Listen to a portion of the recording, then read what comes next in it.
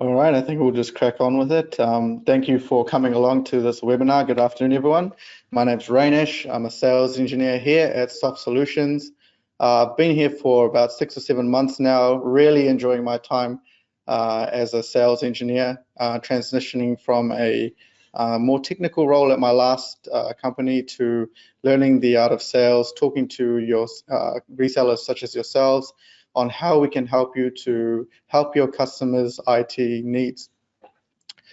Just note at the start that if there is any questions that you guys have along the webinar, please post them in the questions section or the chat section, and I'll endeavor to answer them by the end of the webinar. So today we're here to speak. I'm here to speak to you about a cool and awesome feature about that's in SolarWinds RMM. It help you to troubleshoot some networking issues a lot quicker, and that is SolarWinds Netpath. So let's kick on, So what is Netpath? When I was in my technician days, I used to use the Traceroute command to troubleshoot some networking issues here and there, but there are some limitations of Traceroute. So for example, sometimes it's not available, it's blocked. It doesn't account for multiple paths or redundant paths, and also it does not continuously monitor as well. Now Netpath can do all of that and more. It's basically Traceroute on steroids. Put simply, Netpath uses advanced probing to detect the network path from a source to a destination, and it allows you to troubleshoot network issues, performance issues, whether they are on-prem, hybrid, or in the cloud. From a graphical view, a technician is able to see the path a device sees from point A to B, and it can measure the performance on every hop that it takes. Technicians are able to easily at a glance be able to see where in the path there may be an issue and respond to that accordingly. You can clearly see where along the path the issue is and who is responsible at each hop. If you push back on an end user and tell them to contact someone because it does not, the issue is not on your end and does not fall on your end, sometimes they can be left flustered. They don't know where to go next. So with Netpath, the great thing is that if one of the nodes is down on the path to a destination, you can find the contact details of where that node is down and be able to pass that on to the customer so that they've got a place to go and can do some further troubleshooting and contact the people whose nodes are down. You can monitor some critical applications such as Microsoft 365, Azure, AWS, Salesforce, and any other business critical hosted applications that you might have. I remember my time as a technician, those frustrating calls that I used to get saying that a website or a service was down.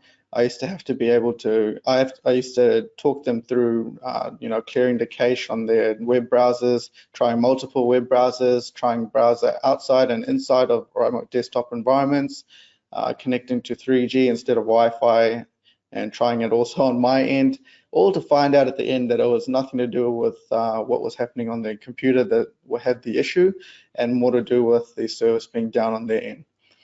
If we just had Netpath set up, I think things might have been a lot quicker, less downtime for the customer, and also it would free up our time as well. So let's look into some of the benefits of Netpath. So Netpath can monitor connections from multiple locations. So for example, if you add Netpath to monitor salesforce.com from 3 different locations, you can see how Salesforce is performing on those 3 sites. If a customer is complaining about slowness, you can get an indication where in the path the slowness is occurring, and it will help you with your troubleshooting. It'll also give you information on the owner info, so you can contact them on behalf of the client if necessary. You can view a particular service or website as down to aid you in the troubleshooting process if you can't access that service.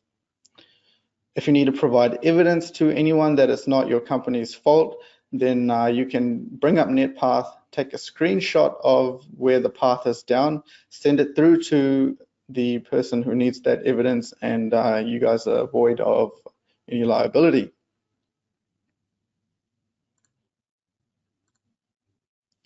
So feel free to contact me more about NetPath if you need to discuss it a little bit more. My email address is rainesh@softsol.co.nz. This is Soft Solutions number. If you need to give us a call, please ask for me, and we can discuss NetPath a little bit more. If you guys have technical issues with NetPath, please let me know. If you want to discuss more on pricing and also what how it's priced and how much it's worth, then please let me know, and I'm happy to take that offline and talk to you a little bit more about that. So with that, let's jump straight into a demo of NetPath. Just give me a few seconds while I change this over. Awesome, so you should be able to see my dashboard now. Okay, so this is the main RMM dashboard. This is a different view to the main dashboard that when you first log into RMM. I just wanted to quickly go over this before we touch into NetPath. Not many resellers know about the monitoring screen. It's one of the newer features, and I just wanted to quickly squeeze this in here before we move on to NetPath, so that I can just quickly show you this. A lot of resellers are getting, or some resellers are getting quite a bit of value from this.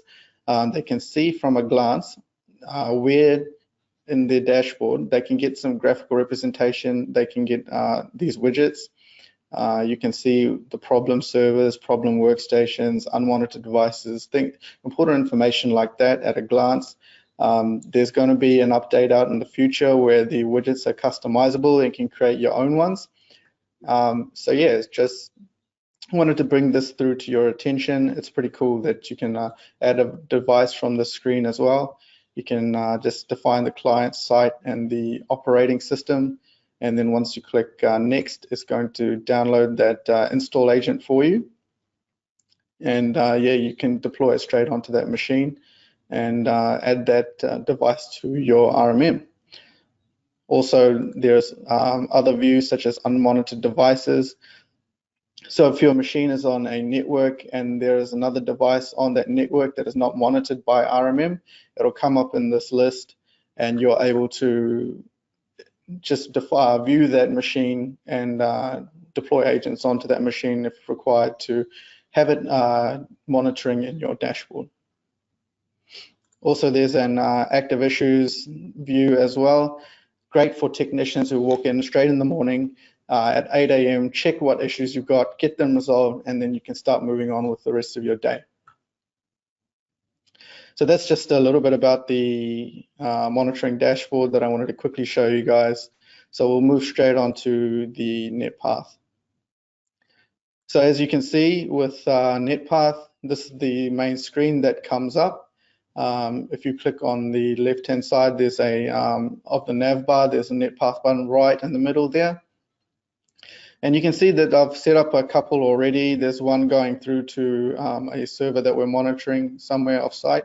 And also there is two set up for Office 365 and Google.com as well. You can change the view here. You can view the customer view, so you can see it as per customer, or you can view it with each and individual paths that there are as well.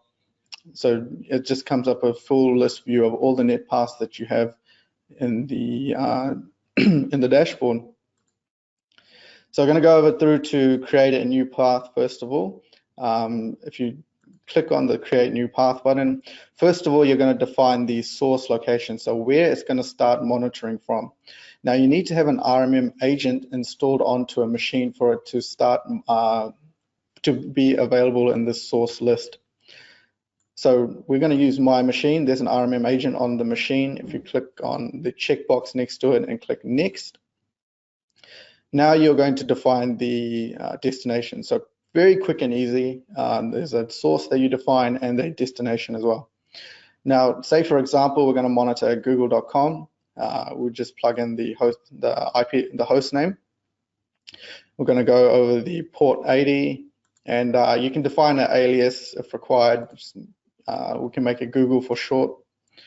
So the first thing that there is the probe interval, so that you're going to define. So that can be from that's going to determine how often it's going to ping from the source to the destination to bring you data on that. So the lowest value is 5, and the highest value you can do is 1,440 minutes. And yeah, so just be careful when you're defining this one. If you're trying to look for, if you're defining a probe interval of 30 minutes, and there is a 5-minute problem somewhere, if something goes down for 5 minutes, if you go back through the history, you won't be able to see the downtime for something that occurred within 5 minutes, because it's in 30-minute intervals, so it's going to skip over that. So under status thresholds, you can dynamically generate the thresholds, which is it'll give you the default values. But if you click on custom, we can set up some thresholds for endpoint latency and for endpoint packet loss as well. So if it goes below a certain, if it goes above a certain latency, then it's going to send you a warning. If it goes below, if the packet loss hits a certain level that you define, it's going to send you a warning as well. The critical levels, if it goes above the critical level, then it's going to cause a check that is on your machine to fail. So I'll just go take you through to my main dashboard here. This is my device, my computer. If you go down a little bit here through to the checks, you can see that there's a NetPath check for Office 365 and also Google.com. Now, the cool thing is that if the check fails, if it goes above a latency, if it goes, if the check fails, then you can send an outage email alert or a SMS alert to go through to your email or your text to let you know that the service is down, and then you can go ahead and respond accordingly. So that's basically it there.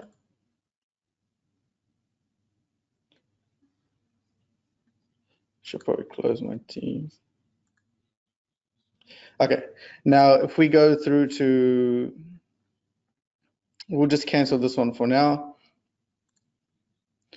because I've already set it up here. So if we go, let's go straight to the Office 365 one that I've set up earlier. So this is the main page. This is what the NetPath looks like. It's at the top left here, it's going from the agent to the destination, smtp.office365.com. It's got the IP address, the private IP address of my machine. Along the top here, you've got how to use NetPath. You click on the how to use NetPath button, it's going to give you some indication of how to use it very quickly. I'm just going to go over this anyway, so we won't bother too much with it. This is very important. You can see that it's nice and healthy, all green links, everything is all up. If I want to access Microsoft 365, it's all going to be okay. If it is down and red, obviously that's not good, and that's a quick indication of if it's up or down. You can zoom in and out so that you can get a better view of your NetPath. Click and drag left and right to view the individual, to view the map a lot quicker, a lot better. And so this is the source destination. So this is the source machine. So this is my machine. You can see if you hover over it, you can see the computer name, the IP address. If you see the next hop that it goes through is the router IP address. It's the router, and it's got this IP address 192.168.0.1. And as it traverses through to the end destination, it's going to bring you each hop, and it's going to show you what it looks like. If you hover over one of these links, it shows you some important information such as latency, packet loss, transit likelihood. I just want to show you this link here, Voyager. If you click on that, if this, say for example, this node was down, you can go to Microsoft 365 because there was something wrong on Voyager's end. If that was red, you could click on the node here. It's going to tell you that it's owned by Voyager. It's got the phone number, contact details of Voyager, and the email address, and you can call or email them to try and get this issue sorted. Ask them what's going on. Can you get it sorted for us? And then it goes off through to the destinations, and these are the Microsoft 365 servers. Shows you that it's all okay. If you click on these links that are expanded, it's going to expand out the alternate nodes as well that it goes through, so you can see it can go through one of two paths for redundancies. And yeah, so down the bottom here, you've got your path history. If you click on the live mode, this live mode basically means that it's continuously pinging the destination to bring you more information on that. If you turn it off, then it's going to turn off. So I'm just going to keep that live for now. And under path history, you can see the 5-minute intervals that I've set up through to the destination. You can see that the green squares here can show that there's, during this 5-minute interval, everything was all okay, nothing was down. You can see at this time, the gray squares, 7:50, 8 o'clock, 9 o'clock, this is when my machine was turned off. It was not working at that time, so the machine was turned off and not pinging. I'm not too sure what really happened here, to be honest, with the 1 a.m., 2 a.m. But if you can see that my machine was back up at 8:30 when I came back into the morning. And yeah, if it was down, it will show up as red here. So you can see there's a DNS error or a probe error there that's caused the issue. And say the coolest thing about this is, say for example, a customer gets in at 7:30 a.m. You start your shift at 8 a.m. and they said, oh, I couldn't access Microsoft 365 for 15 minutes this morning between 7:30 and 7:45 a.m.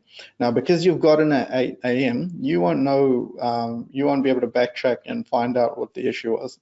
But if you want to verify it and you've got this Netpath set up, you can jump in, you can see the historical view that at 7 or 8 a.m. or 7:30 a.m., things it's all up.